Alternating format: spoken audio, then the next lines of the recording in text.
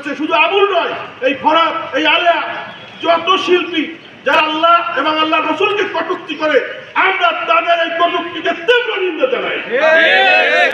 এবং আমরা এই হাউল আবুল রাষ্ট্রিক কাফের এদের সর্বোচ্চ শাস্তি প্রজন্ম দেয়, আইন আন্দোলনে ধারার পরিবর্তন করে তাদের সর্বোচ্চ শাস্তির ব্যবস্থা চায়।